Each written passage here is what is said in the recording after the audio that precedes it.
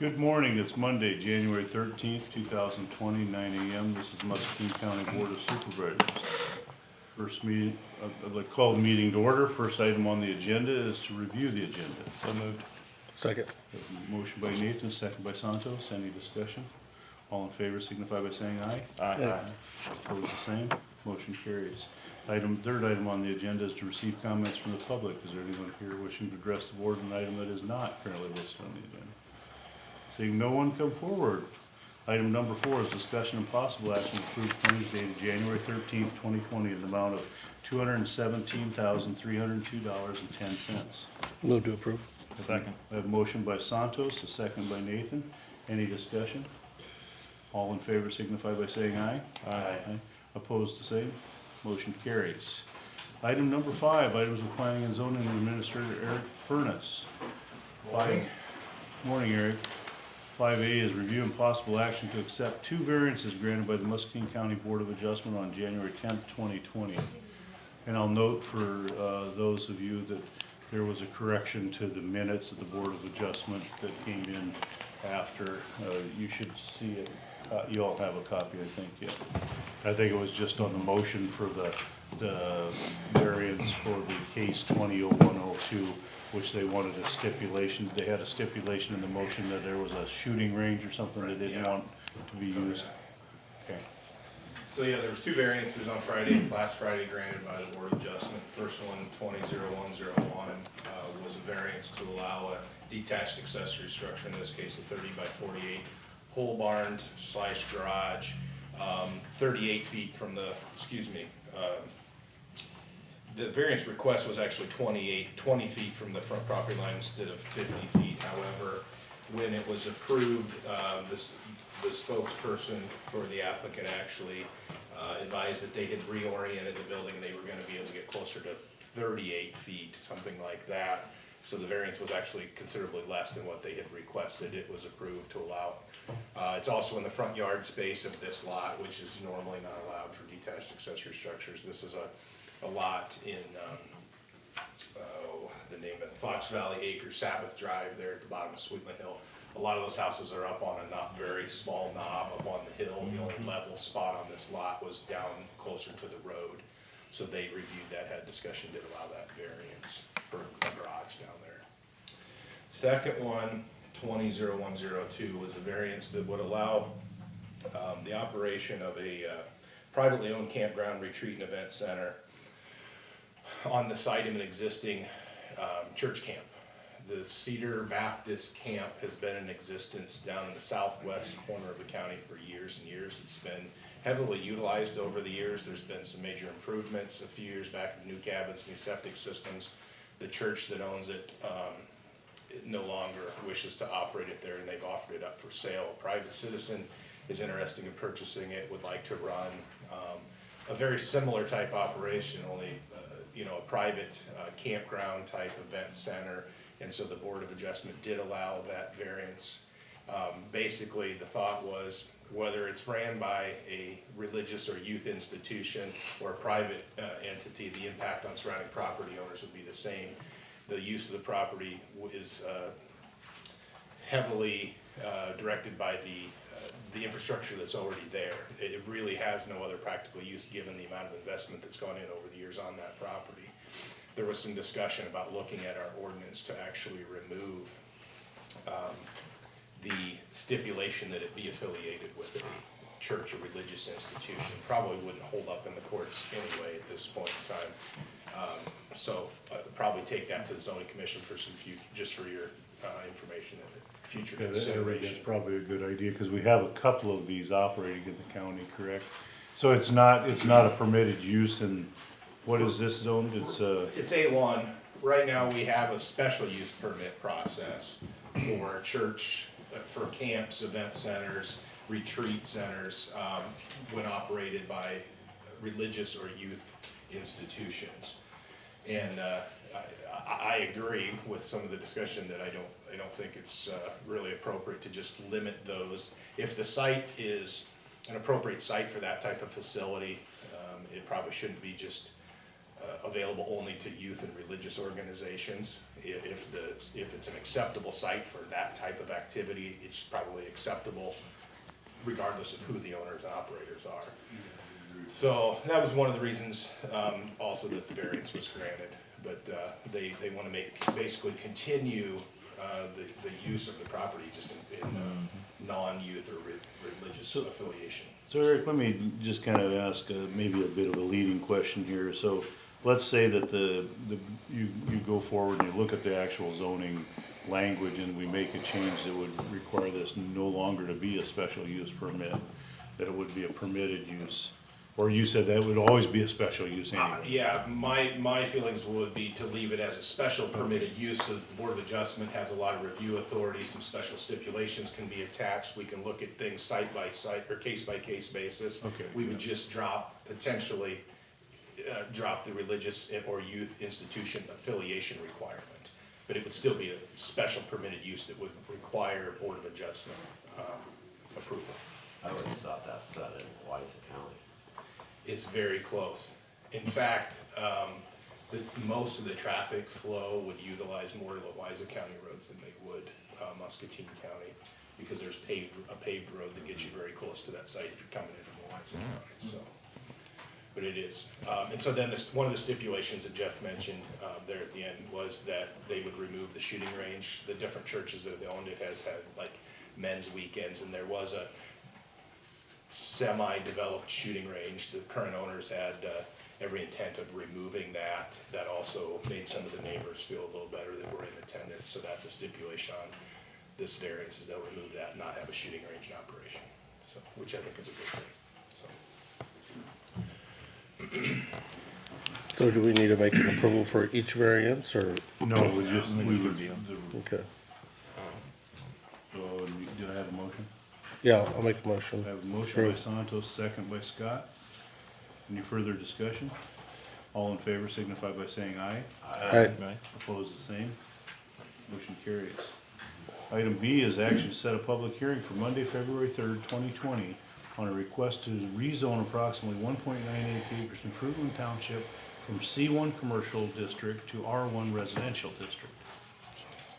This is just, the only thing we really need to do today is to set a date for a public hearing on that. As normal, I don't like to really have too much discussion outside of the public hearing, so.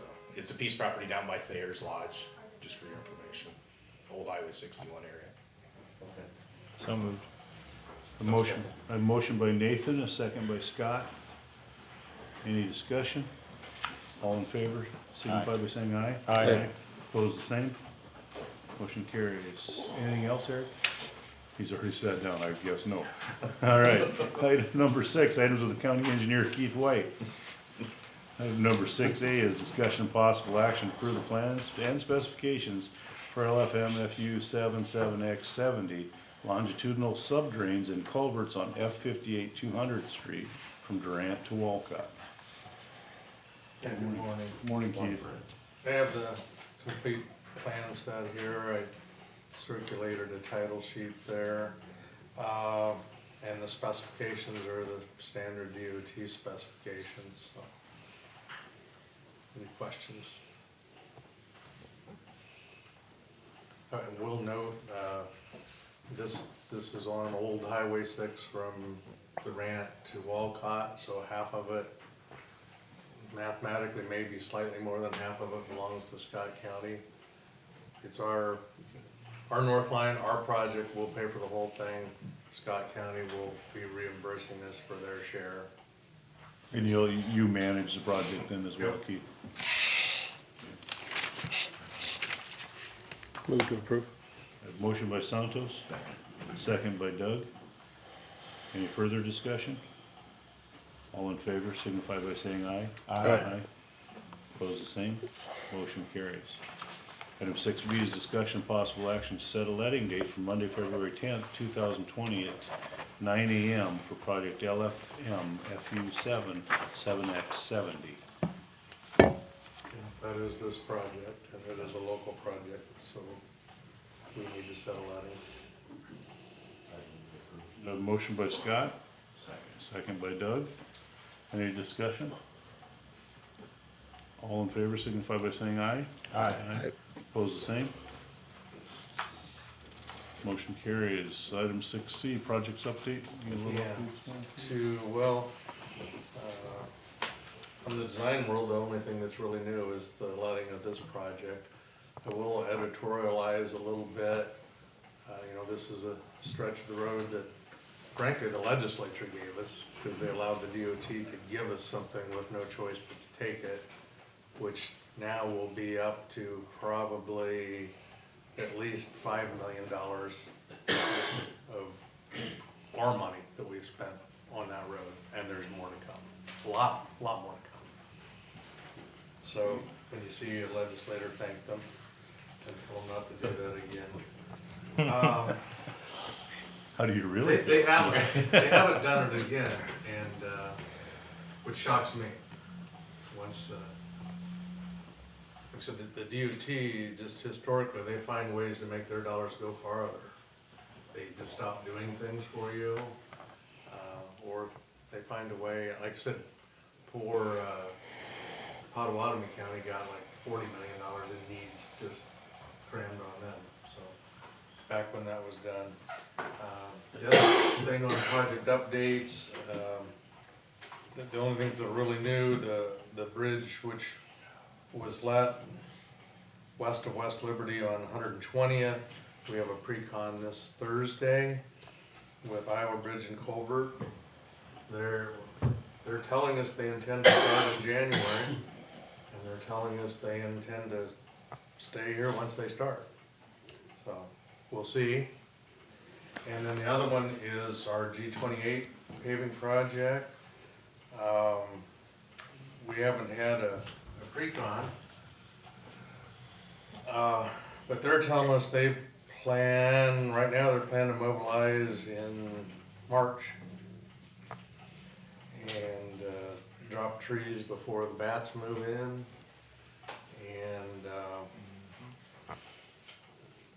they're thinking they're going to begin construction on the project no later than the late start date, which is April 6th. So we haven't even had a pre-con there, so we get more information, we'll update you on that. Who did we award that to for the G28? PCI, Peterson Construction was the prime, and they have like 31% of the project, and the limit's 30, so it's a most unusual one for us. Who's doing the asphalt too? Did Well, sub that out? it's Portland, and Okay. Hire is the sub, All right. so they have probably 60% of the job, so. Okay. Interesting. And on the bridge one, who did we give that one to? The one over on West Liberty? That was Iowa Bridge, wasn't it? Iowa Bridge and Culvert. Okay. Thank you. That's all I had, barring any other Anything else, questions. Keith? Thank you, Keith. Okay, item number 7, discussion possible action accept the following reports. Recorder's report of fees collected for the quarter ending December 31st, 2019 in the amount of $73,088.78. That's a motion by Scott, Second. second by Santos. Any discussion? All in favor signify by saying aye. Aye. Opposed, the same. Motion carries. Item 7B, Sheriff's Office, Civil Department's report of fees collected for the quarter ending December 31st, 2019 in the amount of $24,994.02. Have a motion by Scott, Second. second by Santos. Any discussion? All in favor signify by saying aye. I had one question on the sheriff stuff. Did we get the fee structure increased then on the stay that we talked about? Are you talking about the jail? Yeah. I believe that document, we're still waiting for that document to be signed at the federal level. And the sheriff plans to discuss all of that with you tomorrow when he comes to review his budget requests. Okay. Thank you. Any opposed? Motion carries. Item number 8, discussion of possible action, approve the minutes of the January 6, 2020 regular meeting. So moved. I have a motion by Nathan, Second. second by Santos. Any discussion? All in favor, signify by saying aye. Aye. Opposed, the same. Motion carries. Item number 9 is correspondence. Santos, did you have any correspondence this week? Yes, I did. I was gonna get with, Keith, I think would be the potential, or maybe Eric on this one. I got a call in regards to, going over to Deep Lakes, the amount of plastic and trash across the road from a business is moving towards, the Deep Lakes area. And I told him that I would follow up with one of you guys to at least maybe have a communication with those businesses. Can't say for sure that's exactly where it's coming from, but it does appear to be a lot of plastic that may eventually fall into those lakes. And so I told them that I would communicate that and follow up with them in regards to seeing if we can get some of that picked up, either by them or by some sort of contact and following up with them to find out. That's all I had. Nathan, did you have any? I did not. The only correspondence I had was on the 9th. I met with a couple of individuals from the Levy Stakeholders Commission, which, if those that might be aware may not be, it's a group of interested people on issues with the levy, and we've undergone a big project and kind of a little strategic planning session, so we did that on the 9th. Scott? I had nothing in correspondence. Doug? I had a call from Elsie Paul about the transmission line. That's all I had. Oh, Nancy, just something to note for administration is the levy stakeholders have reached out to Denise Boulat, just for a brainstorming session. I don't know that there'll be any significant by-state involvement, but if it does, that could potentially affect county and city coffers, so we would want to understand that. Okay, Doug, how about committee reports?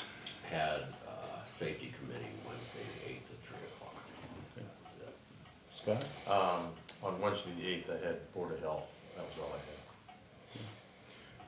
I had. I attended the Seal Region Governing Board meeting on the 8th as well, and just a note to everybody is, that they considered our reapplication. The request was tabled. There were some additional questions about finances mostly, and I think if you recall, originally their finance committee, when they suggested we reapply, had a number of questions that our staff had answered, and they felt they were pretty complete. There were a couple of supervisors asking questions, so they joined in an ad hoc committee with the rest of the finance group, and they're gonna meet outside in a special meetings, and then put together, formulate what it is they would like to see from Muscatine County, and then get with that and sit down with Felicia. And I think we've talked with Nancy Sherry that we will, I would sit down with them and the group when we look at those questions and try to get answers back to that group. And again, I would say that overall I was, although we would have all loved to have seen approval at that meeting, I think it was a pretty positive meeting. We had good response from the region and the members there. And so I think that process is continuing to move forward. Nathan? All I had was the Muscatine Community Health Association meeting. It was just our annual meeting. We elected officers and had a couple sandwiches. Okay. What day was that? The 8th. Thank you. Santos? No meetings. Okay. Item number 11 is to receive information from town employees. Any town employee not on the list? Okay. So item 12 is items with the administration office. Item 12A is review and possible action on a position regrading request. Yeah, this position recently came open, and we took that as an opportunity to review the job description, and found that a number of duties had been added to this job description over the years. So I worked with the department to revise it to get an accurate job description, and then went through the grading process. And my recommendation is that it be moved from grade 7 to grade 8.